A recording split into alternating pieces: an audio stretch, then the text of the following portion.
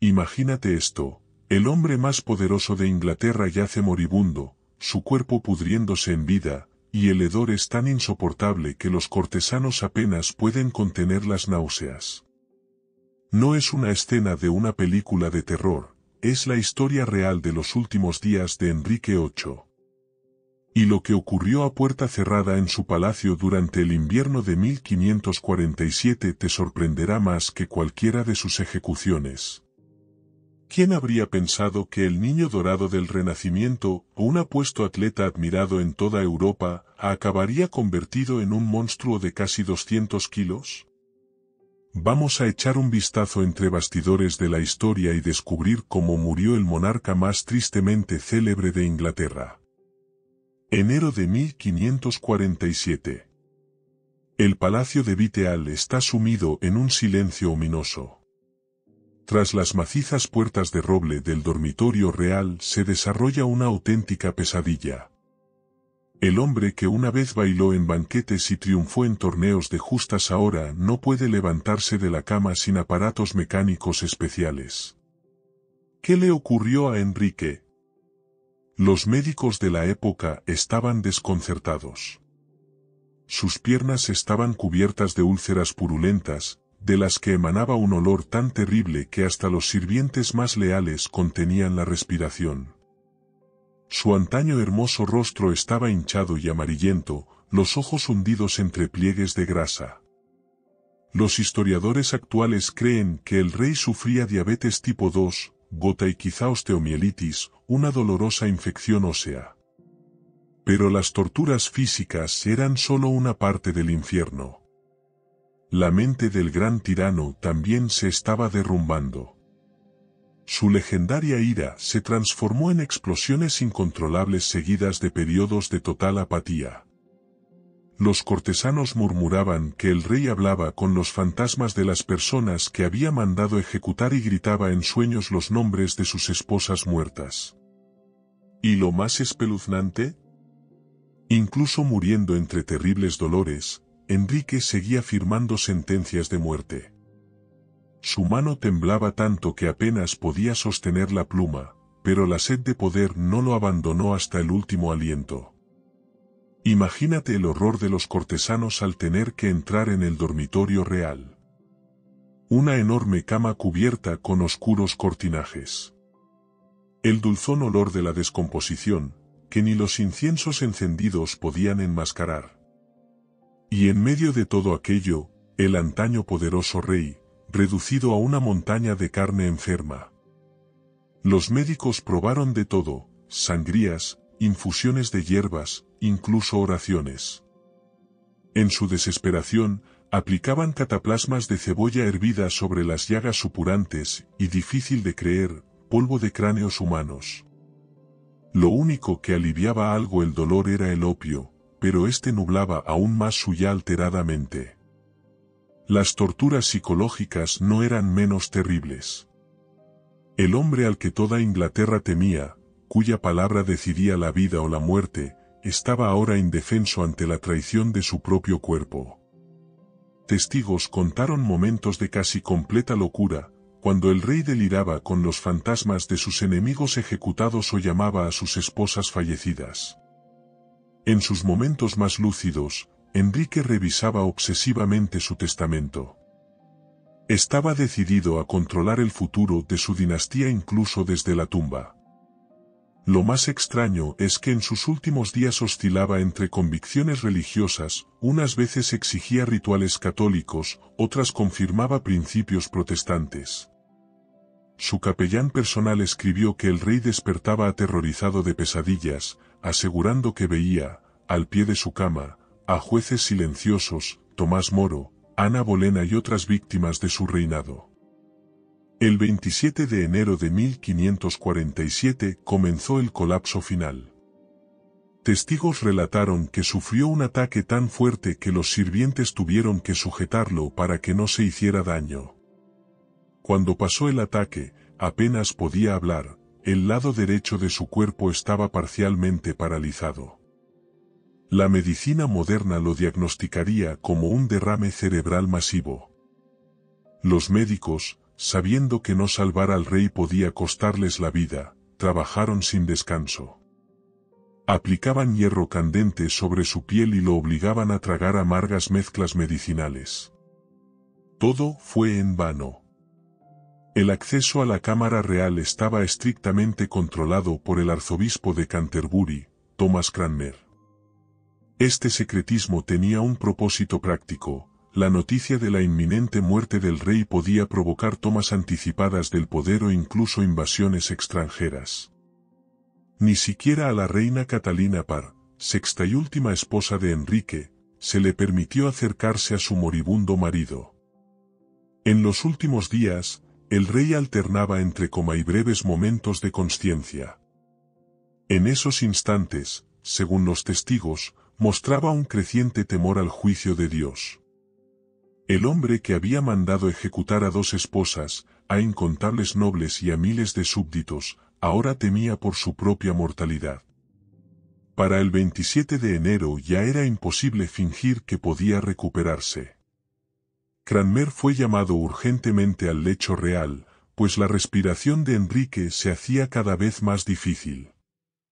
Las crónicas cuentan que, incapaz de hablar, se le preguntó si confiaba en Cristo más que en los rituales religiosos. Enrique, dicen, apretó la mano de Cranmer con todas sus fuerzas antes de caer en el coma final.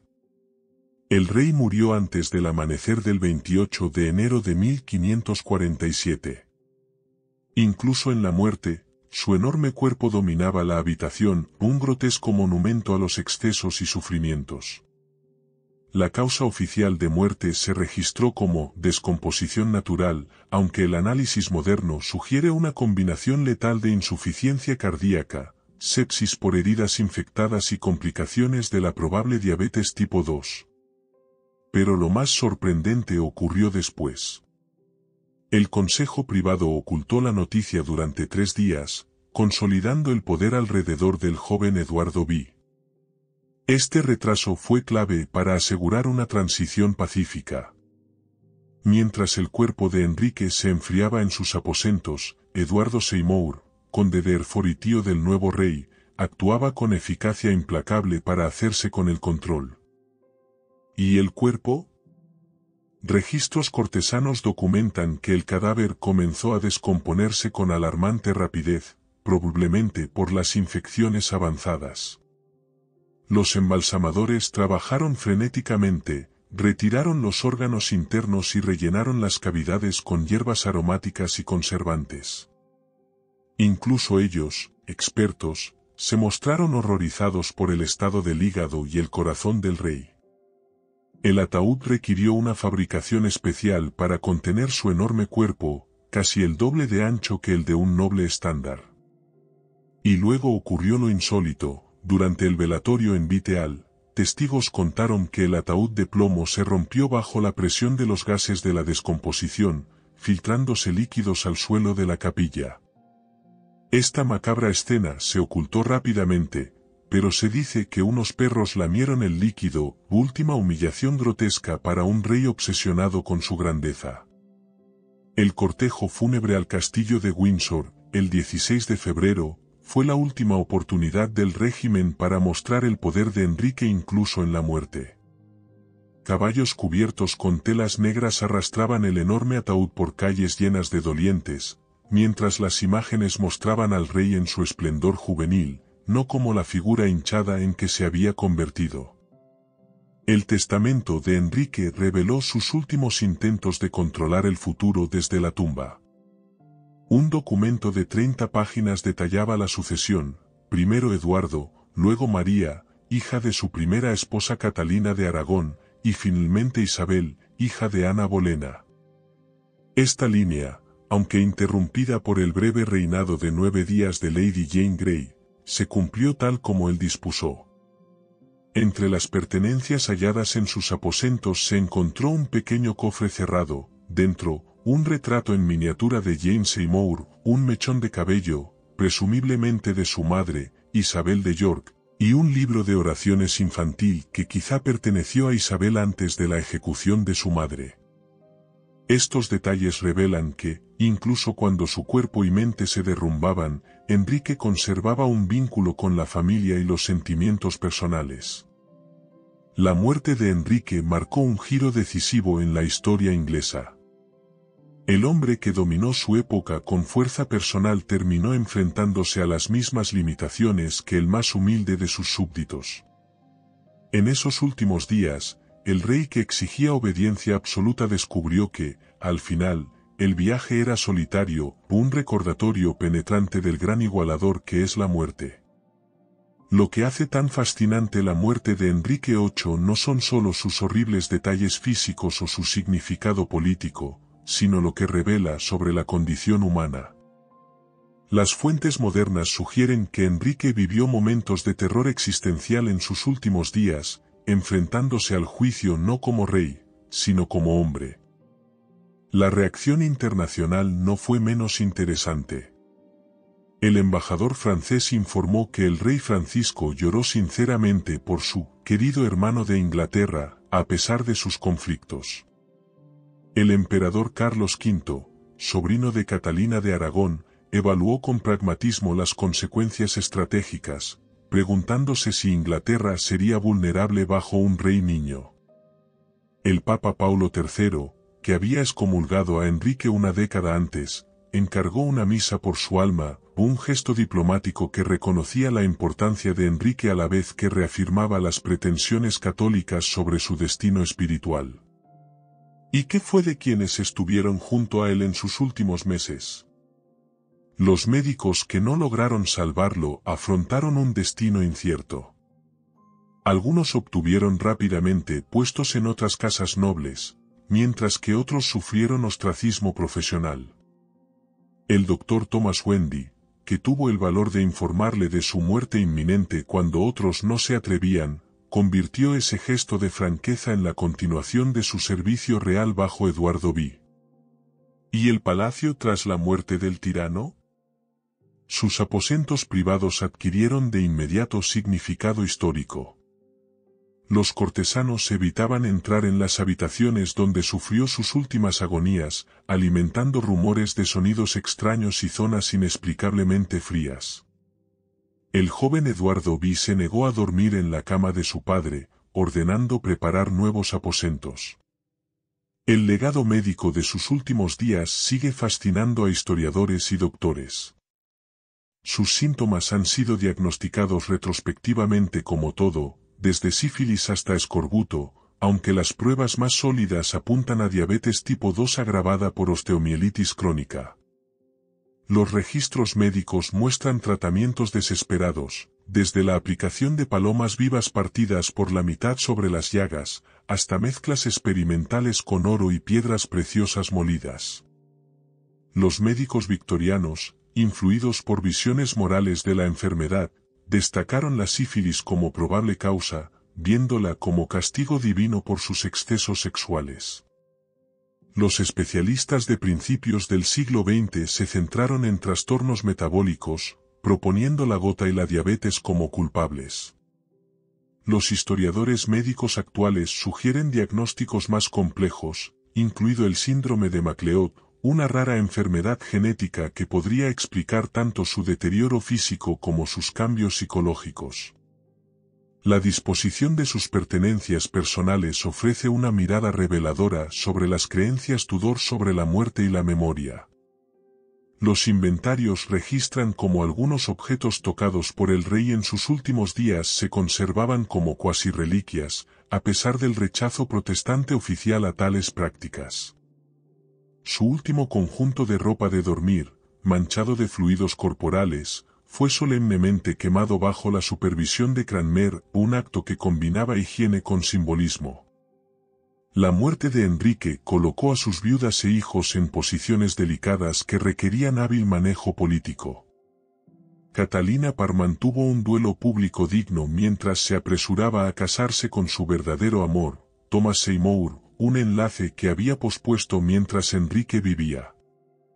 Eduardo, de 9 años, ahora rey solo de nombre, quedó bajo el estricto control de sus tíos Seymour, y anotó la muerte de su padre en su diario con inquietante desapego. ¿Y las hijas del rey? María, de 31 años, seguía siendo católica devota, cada vez más apartada por las reformas protestantes de Eduardo. Isabel, con apenas 13 años, tuvo que navegar con extrema cautela por la vida en la corte, su posición comprometida por la ejecución de su madre y las dudas sobre su legitimidad. Ambas acabarían subiendo al trono que Enrique les prometió, pero el camino fue peligroso. El año posterior a su muerte demostró hasta qué punto su personalidad había dominado el gobierno. Los registros administrativos muestran retrasos en decisiones que esperaban su atención personal, muchas de ellas sobre asuntos que podían haberse resuelto por delegación, pero que se remitían al rey por la cultura de respeto extremo. Bajo la regencia de Eduardo, los procesos de gobierno tuvieron que reestructurarse para funcionar sin la intervención directa del monarca. El elaborado cortejo fúnebre fue su última aparición en el teatro público del poder inglés. Los informes describen caballos cubiertos de terciopelo negro, heraldos portando armas ceremoniales y una efigie de cera a tamaño natural del rey en plenas insignias sobre su ataúd. El cuerpo artificial sustituía al natural en descomposición, oculto debajo. La procesión duró varios días, de Londres a Windsor, permitiendo que miles de súbditos presenciaran la última muestra de grandeza Tudor. El estudio científico de sus restos durante unas obras en la cripta en el siglo XIX ofreció datos tentadores sobre su estado físico al morir. Se halló un enorme esqueleto, acorde a su conocida estatura, con signos de grave deterioro articular, especialmente en las piernas. Los métodos forenses modernos aplicados a sus registros médicos sugieren que Enrique pudo alcanzar un peso de unos 200 kilos en el momento de su muerte, con una cintura de más de 127 centímetros. Las consecuencias económicas de su muerte se extendieron más allá de la corte. Los registros financieros indican que el nuevo gobierno heredó un tesoro seriamente agotado y una moneda devaluada, resultado de sus costosas guerras y gastos personales extravagantes. Se estima que Enrique gastó el equivalente moderno a 10.000 millones de rublos solo en palacios durante su reinado. La ambigüedad religiosa que rodeó su muerte creó un espacio para narrativas rivales con fines políticos.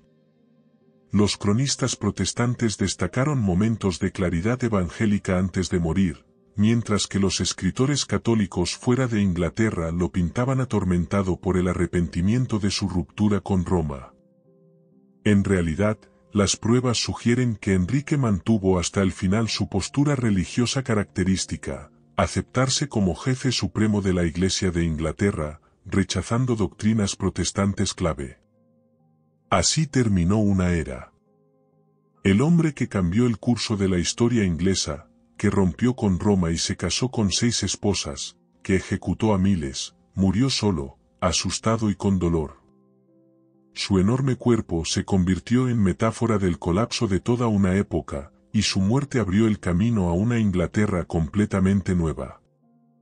Los últimos días de Enrique VIII representan un momento único en que las concepciones medievales y modernas del reino chocaron, el último monarca inglés con poder verdaderamente medieval, pero también un pionero de la maquinaria burocrática estatal. Si esta historia sobre la caída de un gran tirano te ha impactado tanto como a mí, dale like a este vídeo. Y en los comentarios cuéntame, ¿qué detalle de los últimos días de Enrique VIII te resultó más impactante? ¿El ataúd roto o las conversaciones con fantasmas? Y no olvides suscribirte al canal, porque nos esperan historias aún más increíbles y oscuras de los rincones más tenebrosos de la historia mundial. Nos vemos en el próximo vídeo.